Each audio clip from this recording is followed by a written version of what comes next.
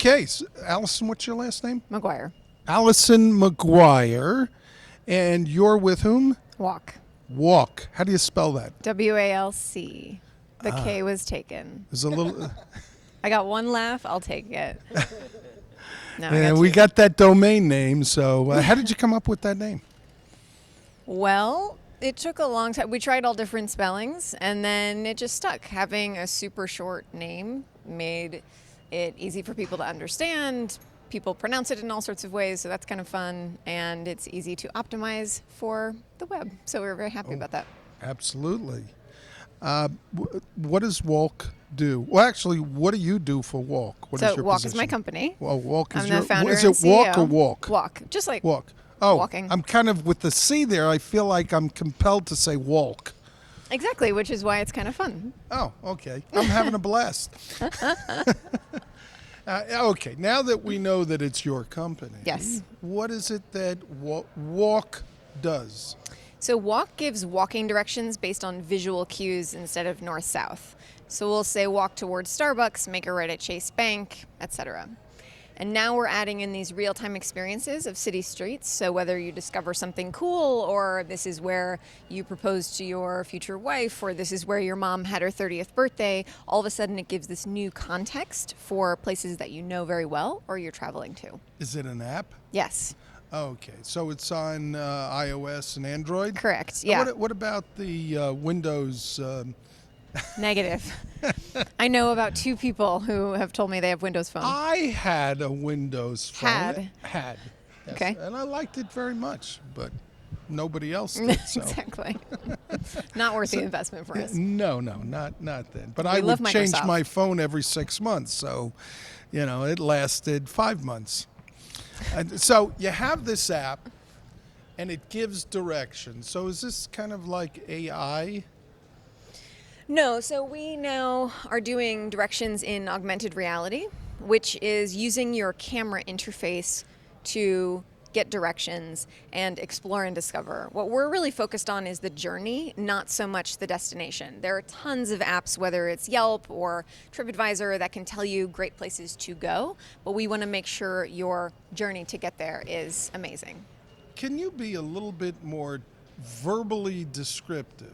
Augmented reality. So What that you're going to means. be using, you're going to be using your phone, so you'll be looking through your phone. And what is it that you're going to see if someone's using your app? I'm not sure I understand. So forget about your phone for a second. Imagine you're looking in real life and you see a dot or you see a point that's hovering, right? Maybe it's hovering right in this booth, maybe it's hovering right in that one. And you can tap on that and it will pop open a video that a friend has posted or an influencer has posted. And you can watch that video and decide whether or not you want to check that out. And then, if you do, imagine an arrow showing you the way to get there. So creating your own yellow brick road or something, if you were to think about it like that. Oh, and so we put that in a phone interface. How did you come up with that idea? We thought about how do we make it easier for people to navigate on foot. Our mission is to make the world walkable. And so what we found, the biggest problem is that people don't know how to read maps. We're all so reliant on GPS devices and mapping applications that knowing which way is north is not a thing. I live in New York City. If I get out of the subway on Wall Street or in the West Village, forget about it. I have no idea where I am. That is so true. It's so That true. is so. I have such a great sense of direction, but if I get in the subway, No idea. so I come out of the subway, I have to look around because I have no clue Right. where I am. I have to see numbers, and if I'm in the, if I'm downtown, that's Forget even about it. worse because Yeah. the streets go in all kinds of different directions. You got no clue where you're going.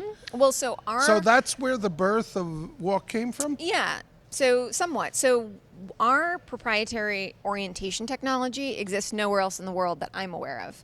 What that does is it gives you that first confident step to walk in the right direction. So it would say walk toward McDonald's. You look up, you see McDonald's, you know which way to go. I hope you've patented this. Software is really tough to patent. Yeah, but I know. We But use, did you try? Yes. I know a good lawyer who, no, not me. Oh my God, I live in New York. I know a lot of lawyers. I don't handle patent law. You have to be an engineer to become a patent lawyer. Did you know that? No, I didn't know you that. have to have an engineering degree. I know it's the to toughest become law. a patent lawyer. So. Yeah, it's the toughest form of law. No, I mean, it's what we do is it's not just using what's right in front of you. We use a number of factors to inform that point of interest. So it's dependent on time of day, who you are, your brand preferences. So for you, it might be Starbucks that you would see before Dunkin' Donuts, and for you, it might be Modell's Sporting Goods. It could be all sorts of different brands. Gotta go to Mo's. Yeah. Does he look like an athlete? I mean, that's what I was guessing. Am I wrong? Absolutely. Absolutely. So let me ask you some generic questions that Sure. I've asked some other people over the last few days. What's top of your mind right now in real estate? Specifically with ICSC? Yeah.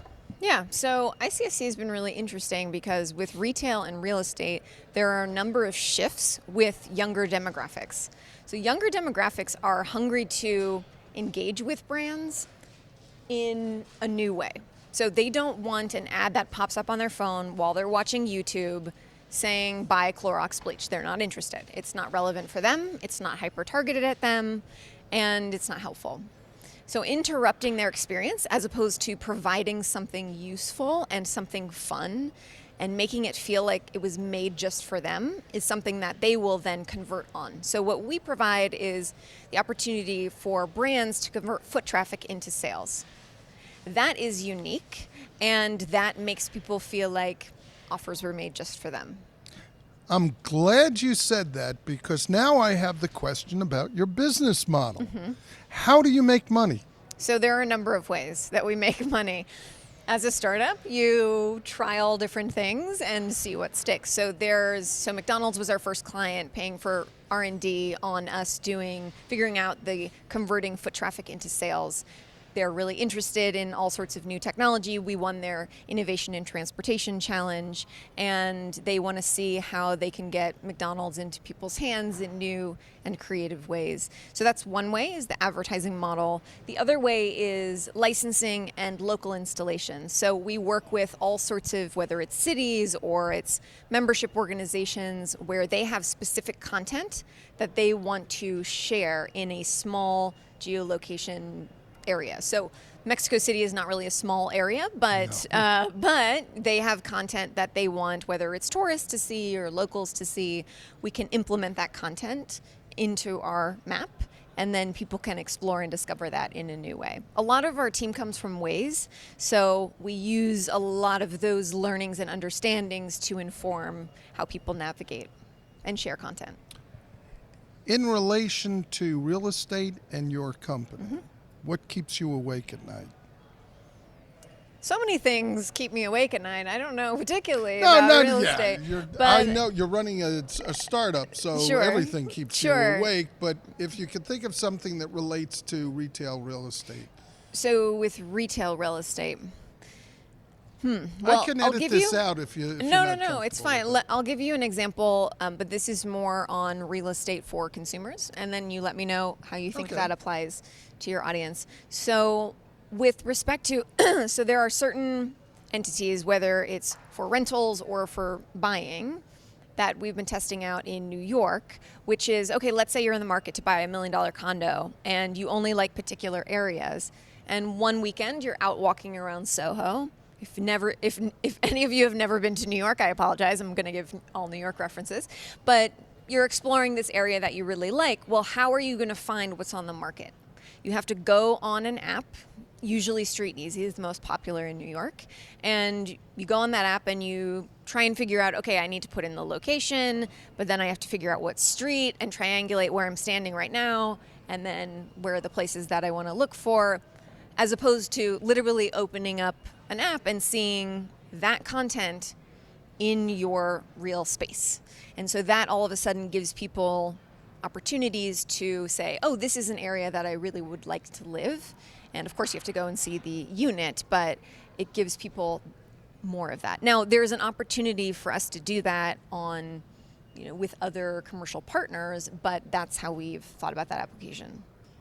Looking at your crystal ball, you go to sleep tonight, 20 years later, you wake up and you take a look at commercial real estate, retail real estate, more specifically. What are you going to see? I see a lot of trends in micro leasing. So I don't know that there will be huge spaces that people will then go in and buy. So we're big fans of WeWork. We've worked with WeWork, did one of their ad campaigns, and they are using a new model of co-working space where people can drop in and jump out. And it's the same with, actually, so Skylar Fernandez, do you know him? No. So he's a mentor advisor. He gave a talk here at ICSC a couple days ago on the future of retail and real estate. And he talks about micro leasing. He has the company names that do this very well, but they do them sometimes based on the square inch of what products are taking up space, or based on a booth, or based on an event. So I think there are going to be more opportunities for real-time experiences, pop-up shops, and more micro leasing opportunities, which doesn't mean that revenues will decrease. In fact, I think that they will increase because the commitment can be shorter. That's interesting. Any questions? Why don't you hand this to the young lady? Excuse me. Actually, And who are you? Elizabeth with Seelig Enterprises out of Atlanta. I actually had two questions. One, when you were talking specifically about how the experience can be different for one person versus another, Starbucks versus Dunkin' Donuts, where does that data come from? Are you creating an account and then pulling from like Facebook, or how does that work? So we use a number of different sources. Facebook is one of them, but what tends to happen is, let's say you're a Dunkin' Donuts fan and I'm a Starbucks fan. I don't like Starbucks on Facebook. That's not because I don't like Starbucks in real life. I really do. But the pages that we like on Facebook don't really translate into our real life preferences. So we also use implicit and explicit data. So explicit data would be you saying, I like Starbucks, or I see Starbucks, which would be you responding directly to a point of interest that we've served up to you. And then there's implicit, which is maybe you say you like Starbucks, but we see that you go into Dunkin' Donuts all the time, so we use that and then weight that differently. Yeah. Okay. Then my other question was, when you were talking about your example with Soho, for instance, you're looking for a place to rent or buy, and the data's popping up around you, what's available.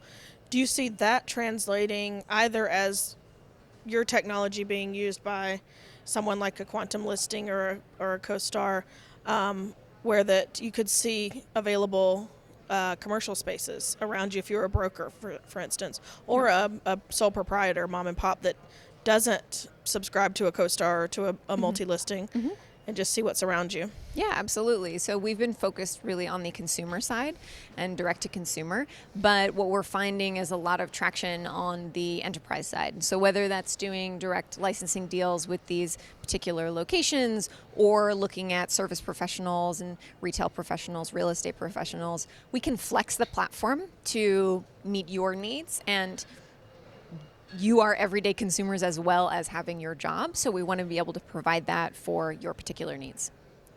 Thank you. I'm from Silicon Valley. Oh, nice. And I work with a lot of joint venture. Oh, okay. I'll link you up with a lot of startup. Okay, who can great. use your application. That's great. Thank you. So yeah. I'll take it. So, yeah. Thank you so much. What's next on your roadmap for Walk?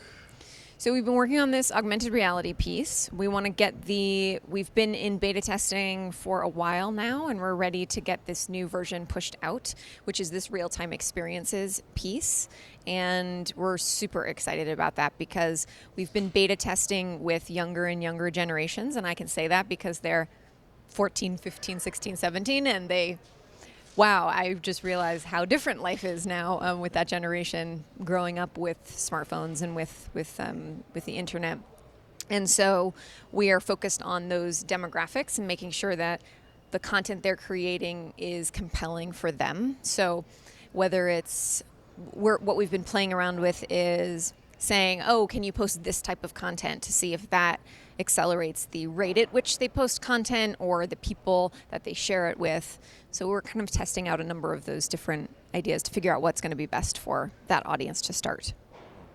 And is there user-generated content on Walk, or is it all sort of top-down information? Yeah, so I've created a couple of walking navigation applications. One was completely user-generated, and then Walk's initial infrastructure technology was not user-generated, user-informed, and we get a lot of user feedback, but not directly experiences. And now we're adding in that experience publicly, although we've been testing that privately.